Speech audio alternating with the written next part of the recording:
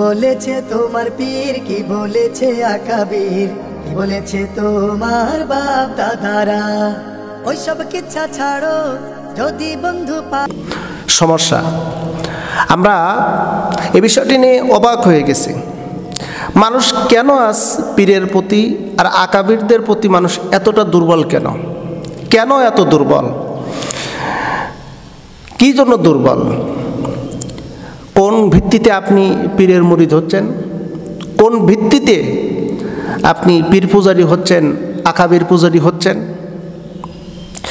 আমরা এই সাম্প্রতিক একটি বিষয় নিয়ে সবচেয়ে দুঃখজনক হলো সত্য কথা, তা হলো এই যে আমার দেশের একজন শিল্পী আছে, নাম হলো শিল্পী মশিউর রহমান ভাই। শিল্পী মশিউর রহমান ভাই তিনি কিন্তু বাংলার এই সুস্থ সংস্কৃতির বিকাশের লক্ষ্যে তিনি যে কাজগুলো করে যাচ্ছেন, আলহামদুলিল্লাহ। আমার দেশের এরকম অসংখ্য শিল্পী যারা আছে, ইসলামী সংস্কৃতি, ইসলামী গান যারা গায়, তাদের মধ্যে অন্যতম হলো একজন শিল্পী, তার নাম হলো শিল্পী মশিউর রহমান। তো তার আজ 2 দিন হলো একটি গান রিলিজ হয়েছে। সে গানটি আকাবির নিয়ে তিনি গান গেয়েছেন। তবে গানটি আমি শুনেছি খুবই যুক্তিসঙ্গত এবং না কাউকে ইন্ডিকেট করে, কাউকে টার্গেট করে কথা বলেছেন। কিন্তু দেখা গেছে একদল ব্যক্তি, একদল যাদের নাম আমি বলতে চাচ্ছি না, তাদের কলিজায় যেন আঘাত লেগে গেছে। তাদের কলিজায় আঘাত লেগে গেছে, তারা আর সহ্য করতে পারতেছে না। আকাবির আকাবির আকাবির, এই আকাবির যারা অনুসরণ করে, আমি বলতেছি না আপনি আকাবির অনুসরণ করবেন কি করবেন না, এটা আপনার নিছক ব্যক্তিগত বিষয়। তবে হ্যাঁ, আপনি যদি আকাবিরকে অনুসরণ করতেই হয় তাহলে আপনি কোরআন এবং সুন্নাহকে ফলো করুন, কোরআন সুন্নাহকে ফলো করুন। তো শিল্পী মশিউর রহমান ভাই আকাবির নিয়ে আর পীর নিয়ে তিনি গান লিখেছেন এবং খুবই চমৎকার এবং অত্যন্ত যুক্তিসঙ্গত। তার এই গানটা গাওয়ার কারণে তার উপর উঠে পড়ে লেগে বসেছে একদল ব্যক্তি, তাদের নাম আমি বলতে চাচ্ছি না। ভাইজান, আপনারা কেন তার বিরুদ্ধে লেগেছেন? শিল্পী মশিউর রহমান ভাইয়ের বিরুদ্ধে কেন লাগলেন? কী জন্য লাগলেন? কেন আপনাদের আকাবির নিয়ে কথা বলাতেই কি আপনারা খেপে গেলেন?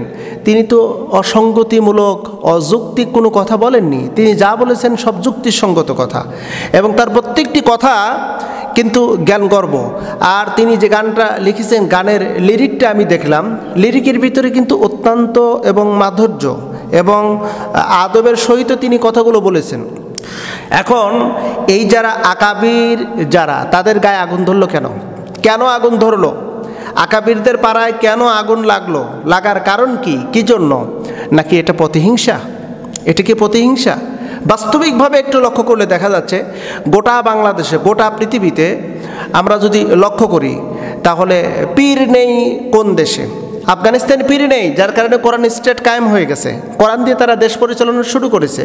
ওলামায়ে কেরাম, ওলামায়ে হজরত, তারা কিন্তু দেশ পরিচালনায় তারা কিন্তু এখন সমাহিত আছেন। তো আমার দেশের পীরের অভাব নাই। পীর ঘরে ঘরে, প্রতিটা মহলে মহলে পীর। আর আকাবিরের খবর তো এটা তো আমাদের সবার জানা আছে। কেন কেন এত পীর লাগবে? কেন, কি জন্য, কেন পীরের মুরিদ হতে হবে? আজকে যারা পীর মুরিদান করতেছে তাদের কিন্তু একটা অজুহাত দিচ্ছে। অজুহাতটা কি? যে পীরের মুরিদ না হলে জান্নাতে যাওয়ার কোনো সুযোগ নাই। পীরের মুরিদ না হলে পীর ধরতেই হবে। তারা আরও অজুহাত দিচ্ছে, যার পীর নাই তার পীর নাকি শয়তান। আস্তাগফিরুল্লাহিল আযীম, নাউযুবিল্লাহি মিন যালিক। কত বড় ফিতনা ছড়াচ্ছে সমাজের ভিতরে, কত বড় ফিতনা ছড়াচ্ছে। পীর ধরতেই হবে, আকাবির ধরতেই হবে। পীর না ধরলে উপায় নাই, আকাবির না ধরলে উপায় নেই। এই যে একটা বাজে খবর, বাজে ভিএফ, এইটা আমাদের সমাজের ভিতর ছড়ানো হচ্ছে। এই রোগটা ছড়ানোর কারণে আজকে কিন্তু আমরা অনেকে বিভ্রান্তি হয়ে যাচ্ছি, অনেকে বিভ্রান্তি হয়ে যাচ্ছি। কেন, কি জন্য মানুষকে বিভ্রান্তি করতে হবে? আজ আমাদেরকে সচেতন থাকতে হবে, সচেতন। ভাইজান, একজন যদি কেউ কোনো কথা বলে, সে কথাটার উপরে একটু চিন্তা ফিকির করা দরকার, একটু চিন্তা ফিকির করা দরকার। এর আগে আমরা দেখলাম এই শিল্পী মশিউর রহমান ভাই একটি গান বলেছিলেন, যে গানটা গাইছিলেন যে এক কালেমায় রুটি রুজি আর এক কালেমায় ফাঁসি। এই গানটা গাওয়াতে এক শ্রেণীর আলেমরা, আমি নাম বলতে চাচ্ছি না, তারা কিন্তু সরাসরি এই গানের বিরোধিতা করলো, এমনকি তারা বিভিন্ন রকমের বাজে মন্তব্য করলো। আচ্ছা, এটা তো সহজ হিসাব।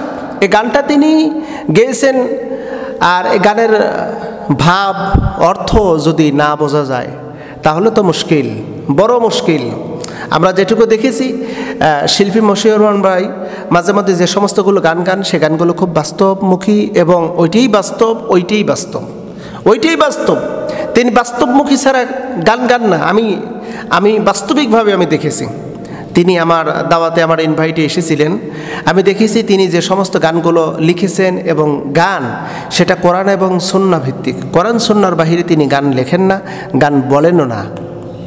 এমন একটা জীবন্ত, আমি মনে করি জলজন্ত জীবন্ত কোরআন এবং হাদিস তিনি তার গানের মাধ্যম দিয়ে, সুরের মাধ্যম দিয়ে, কণ্ঠের মাধ্যম দিয়ে জাতির কাছে পৌঁছাচ্ছে।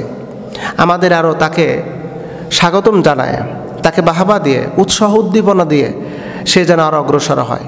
কিন্তু দুঃখজনক হলে সত্য, তিনি একটা গান লিখলেন, গানটা যদি হালকা একটু আমার গায়ে লাগে, কেমন, আমি পীর মুরিদান করি, কোরআন হাদিস তো পীর মুরিদান নাই, তাই আমি শুরু করে দিলাম তার বিরুদ্ধে টল করা।